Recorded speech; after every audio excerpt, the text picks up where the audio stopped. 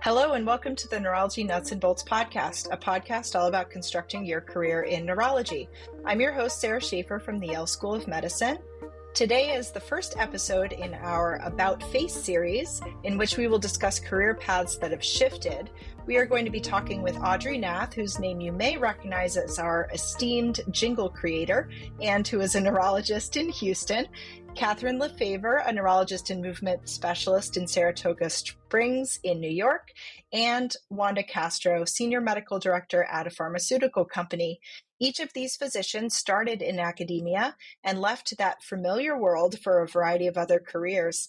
Thank you for joining us, and thank you for taking the time to speak with us today, Audrey, Kathrin, and Wanda. Thank you. Happy to be here. Yeah, thank you.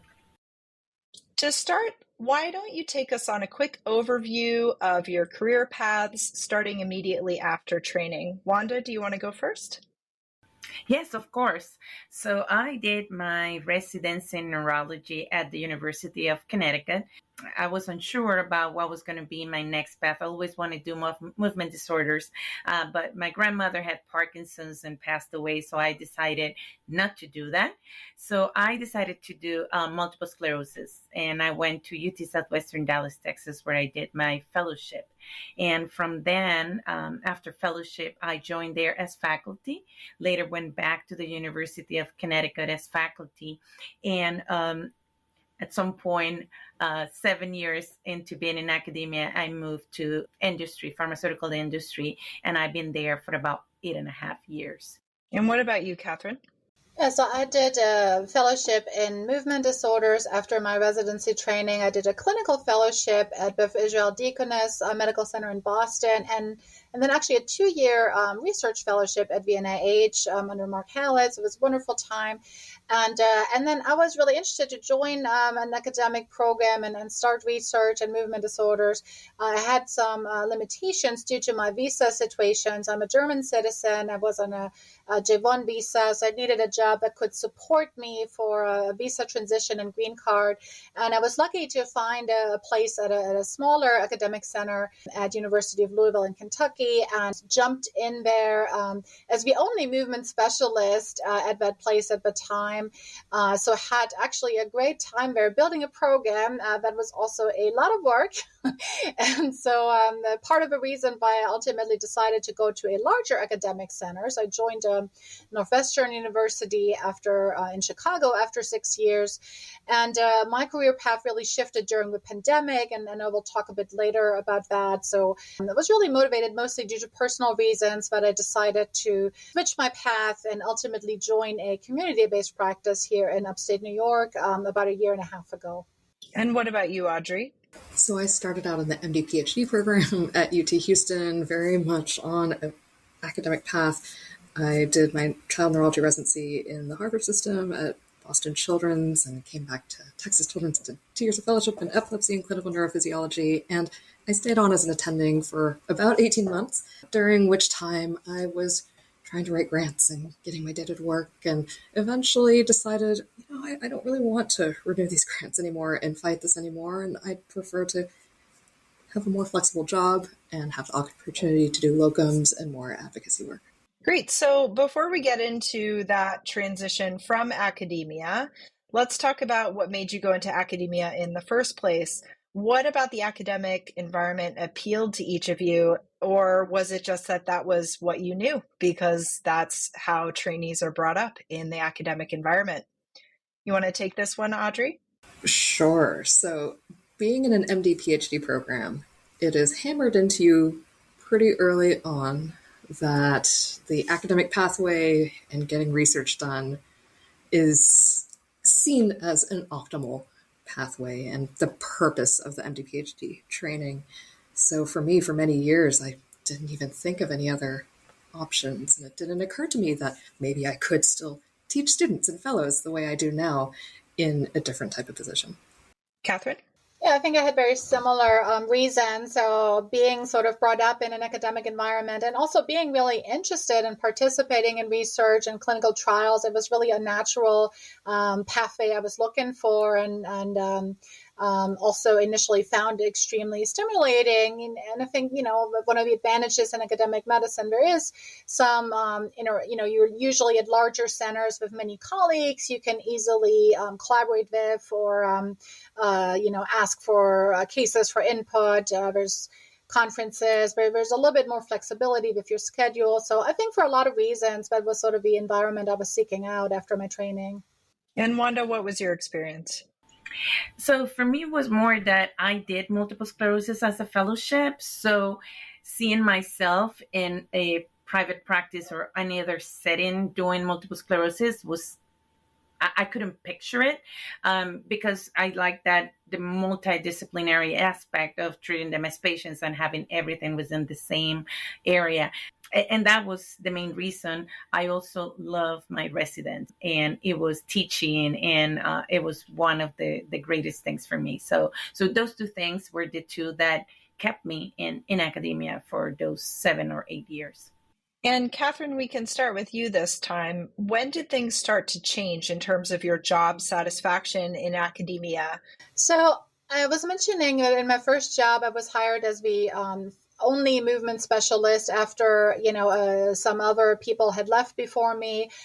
Basically, I set out to do what I was used to have or to see in my training environments, basically a large center with clinical trials, with lots of patient education opportunities, lots and lots of diverse offers and so on. And, I set out to recreate all these things almost single-handed. Unfortunately, I had a collaborative team. I had nursing support. I had a social worker, which was wonderful. And I built had a special interest in functional movement disorder. So I was lucky to collaborate with PMR colleagues to build a treatment program for these patients. So, in short, I was doing a lot. I was doing too much. I was basically, working all the time. And I think part of the problem with academic medicine, we do something we're passionate about, right? So it's not just the external pressure to do more, and, it's never enough. For me, it was really most of all my own expectations, right? Especially in my first job, there wasn't necessarily that much external pressure to accomplish all these things, but it was what I wanted to do. And so it's very easy to get in this pattern where you basically, you're just working, coming home from your work, have dinner, go back to work, go back to your computer. The weekends are all kind of, there's always a paper to do, some trying to write a grant, trying to prepare student education. It's just a never ending machine. And it's very hard to find that so-called balance, or, to really have your life outside of your job. So I think that was one of my main challenges. I'm seeing a lot of heads nodding. Wanda, why don't you tell us what you experienced in terms of this shift in your thinking?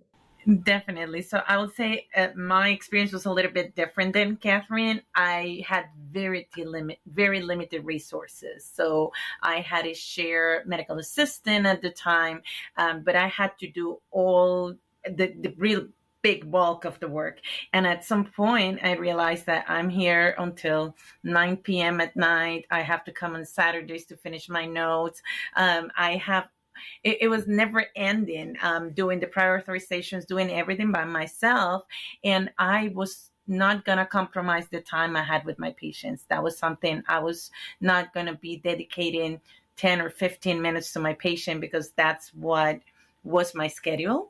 And MS patients, they have a lot of different complaints. It's complicated, and it was not like a moment. It was, I think, a process. It took years, I would say, for me to understand that I needed to have that work-life balance, and try to figure out what was best for me at the moment. Audrey, what was your experience?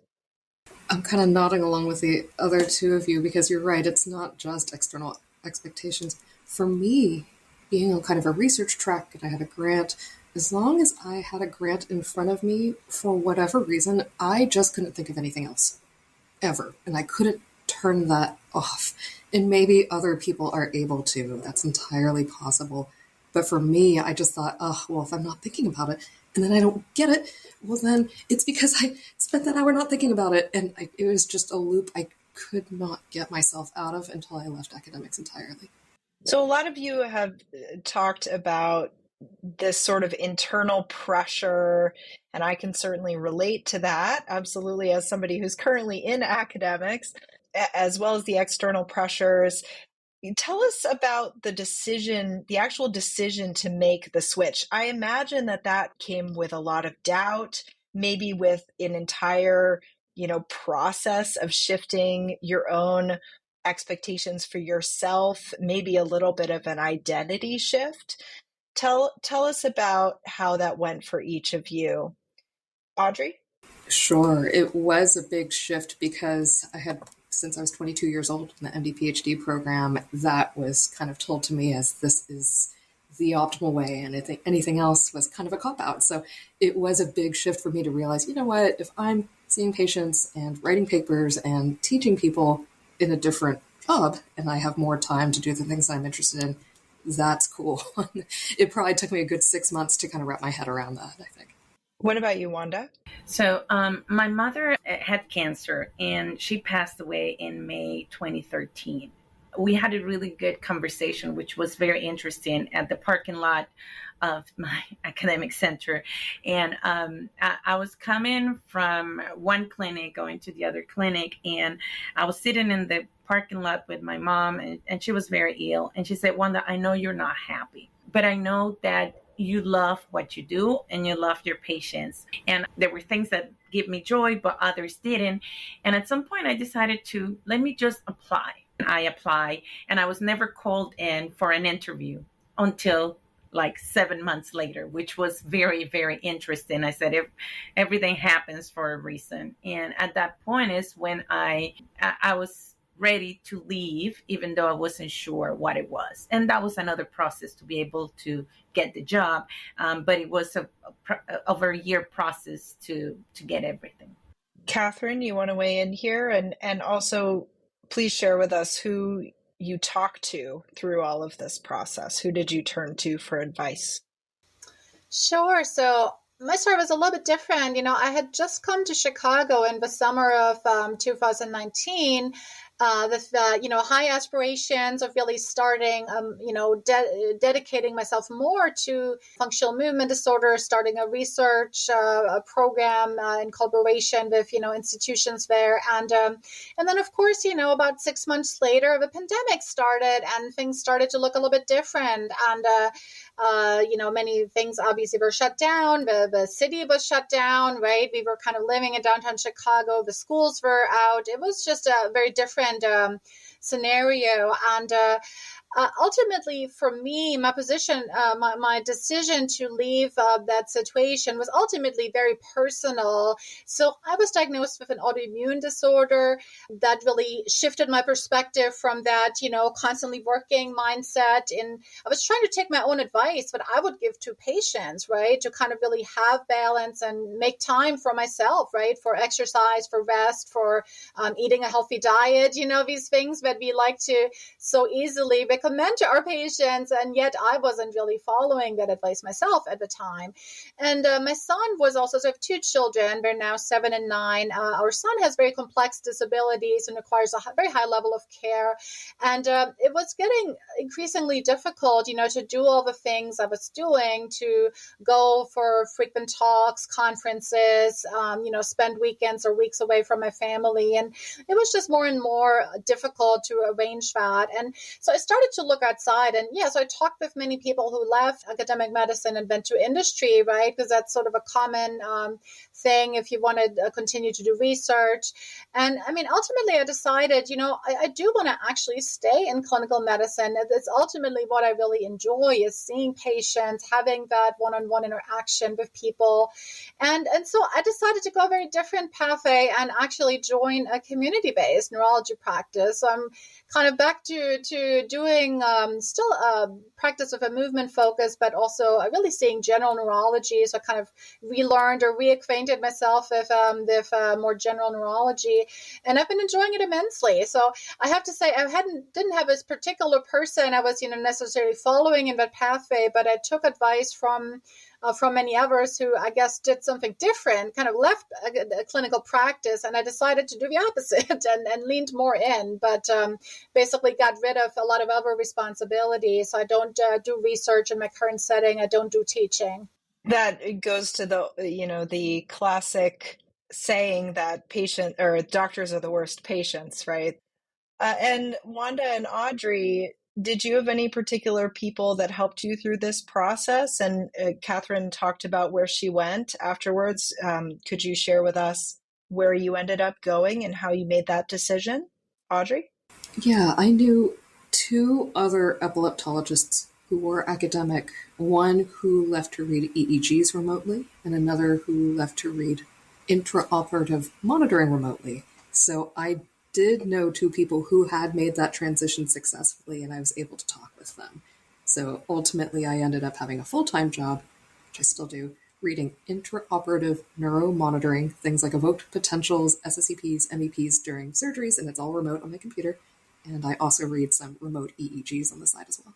Oh, to find the IOM job, by the way, I just went on Indeed.com. I'm serious.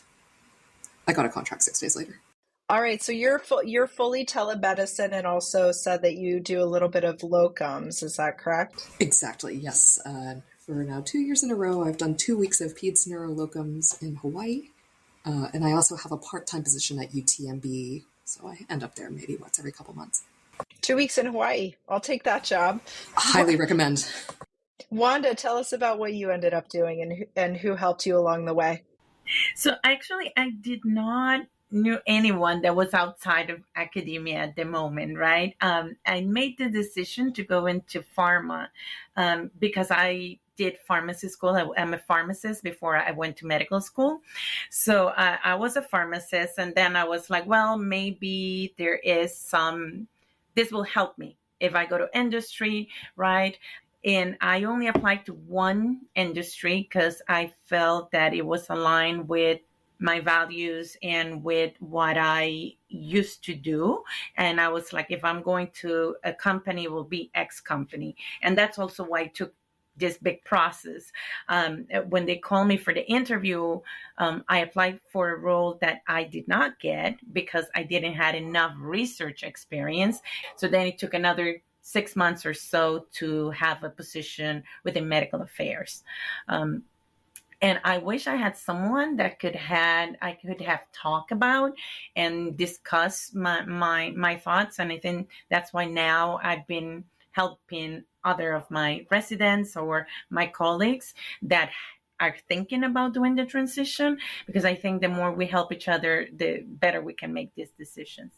But it was for me, at least, was a very lonely process. So you all alluded to this a little bit here and there, but what specifically about what you're doing now do you like, and do you feel like gives you more balance or whatever else you might have been looking for that you weren't getting in academia?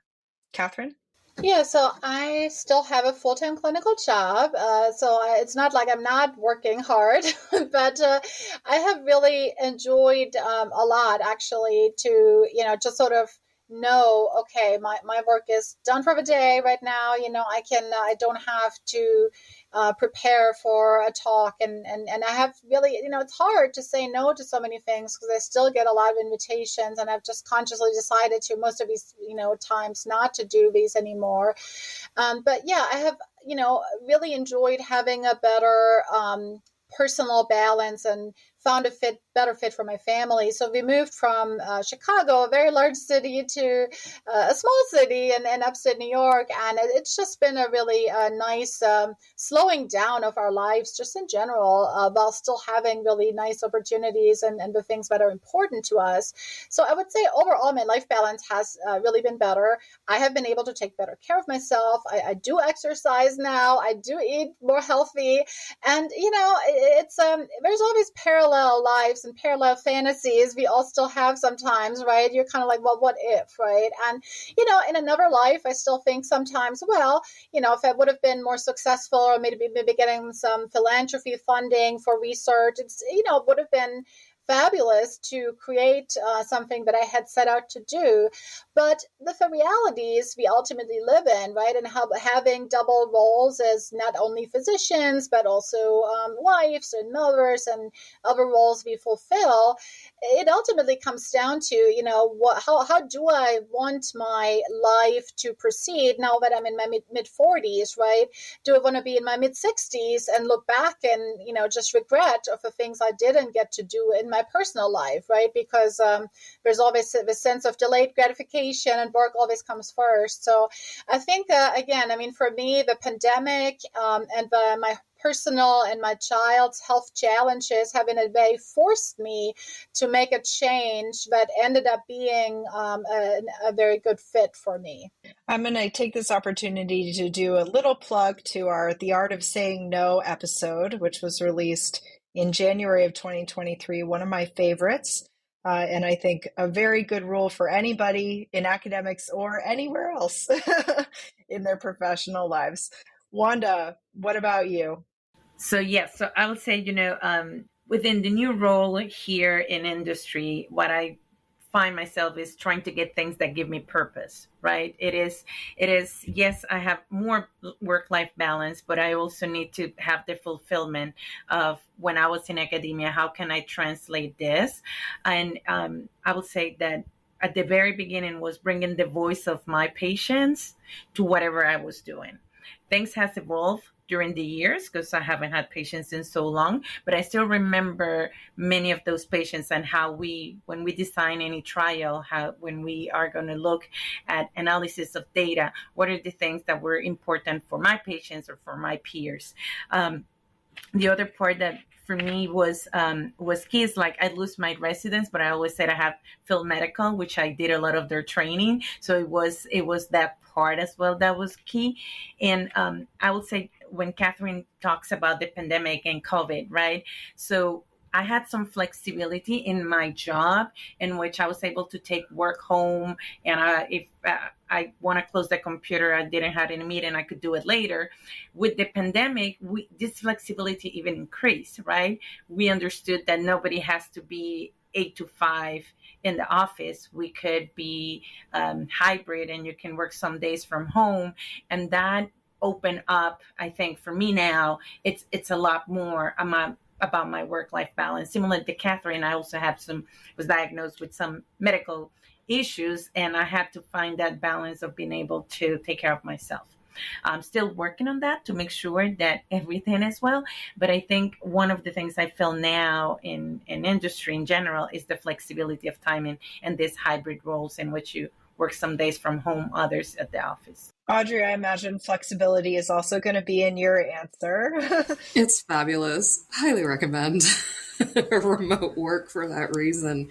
It's just endlessly flexible. So if there's events at school for my kids, or my dad has a doctor's appointment, it's just not really that big of a deal anymore to figure out how to get to those things.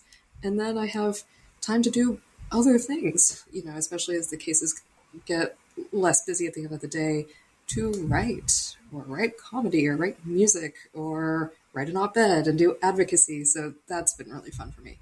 Now that academia is behind you, what do you miss about it? And what don't you miss? Do you think you might ever go back to academia later in life? Audrey? I enjoy teaching, and so I've kind of found my way back to that in a few different ways. For some of the remote EEG companies that I work for, I do a couple lectures a year to describe neonatal EEGs and pediatric EEGs, and I answer questions, and that's really fun.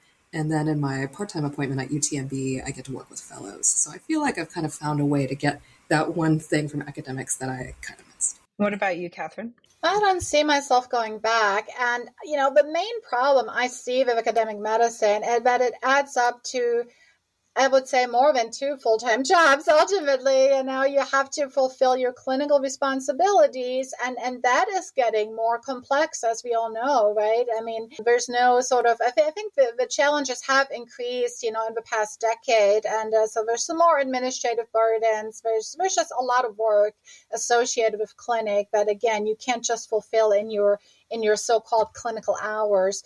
And as much as I enjoy teaching, I have to say, there have been so many things thrown at people that have taken the joy out for me, to have to be, pretty blunt.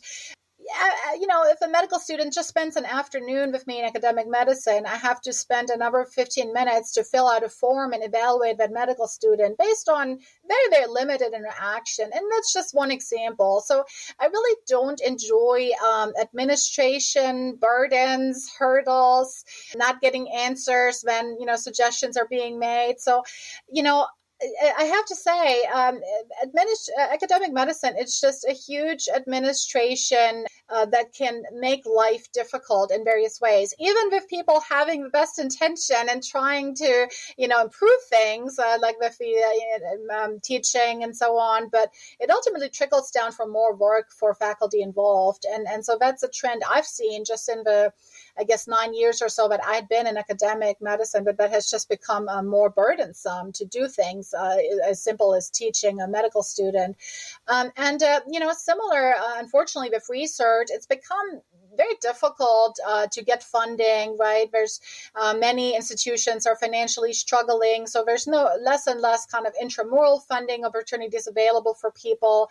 And it just takes extremely large efforts and time to actually write grants with a very low chance typically of getting funded. And at some point I was just asking myself, is this really how I want to spend my evenings and weekends? And it takes a lot of sacrifices to be truly successful in academic medicine. So with all that being said, I'm really looking for more autonomy in my life. So if I make another pivot in my career, it's probably more, again, towards more autonomy instead of less autonomy. And, with all that being said, I certainly don't want to discourage people from starting out in academic medicine, but I think being aware of the challenges up front and certainly trying to negotiate for sufficient time for whatever someone's priorities are. So if it is research, really having adequate startup funding, sufficient time to dedicate to whether it's grant writing or other duties, challenges to get have a best chances at success. I think those are very important things to keep in mind. You make some really excellent points. I take it from your answer that you are not a fan of bureaucracy. I don't know if anybody is, but pretty relatable. The bureaucracy complex of academic medicine. All right, Wanda, what about you? I would say I don't see myself going back to academia as well. I do see myself potentially seeing patients in the future. I do miss the contact with patients, and every time I can, I'm still board certified in case I go back, because I know I like that. I love teaching, and I'm saying doesn't have to be in academia. Could be at a junior college, could be at a medical school. I would love to go back and teach, give some classes. That is my nature. But back to academia, I'm not sure. I don't think so. As Kathrin said, there's a lot of hurdles sometimes, unless you can negotiate really good. I did my best in different places I was in academia, but at the end, everything is a business at the end of the day. And there has to be revenue for the hospitals, right? There has to be a way for them to get money back. And we are the ones providing services, so we need to ensure that there is some revenue back. So how you balance that?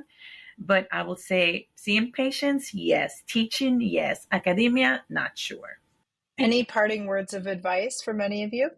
Academia is not for everybody, right? It's like industry is not for everybody. Private practice is not. It's very important that every person knows exactly what are the things that they enjoy and do not enjoy, what are the things that are their strengths and their weaknesses, and then build into that.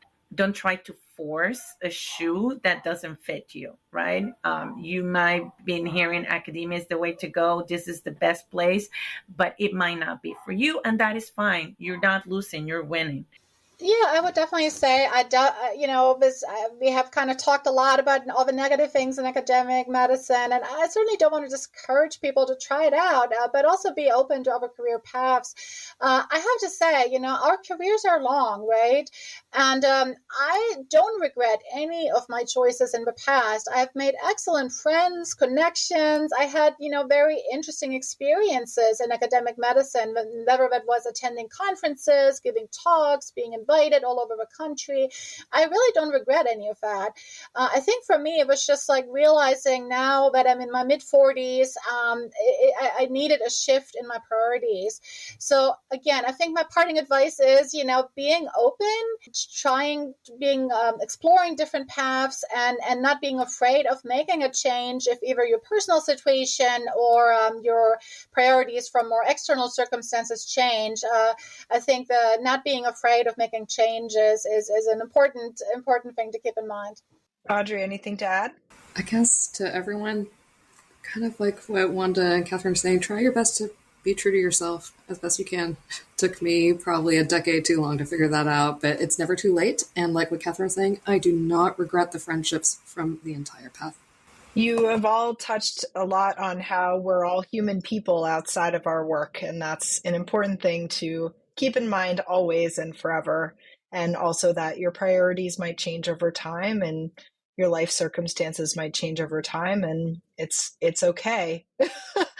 It's okay for that to happen, and it's okay for that to change what you want to do. So thank you so much for taking your time today to talk to us about your circuitous career paths. Thanks for having us. Thank you for having us. Neurology Nuts and Bolts podcast was created and produced by myself, Sara Schaefer. It is not recorded as an official podcast of any institution or organization.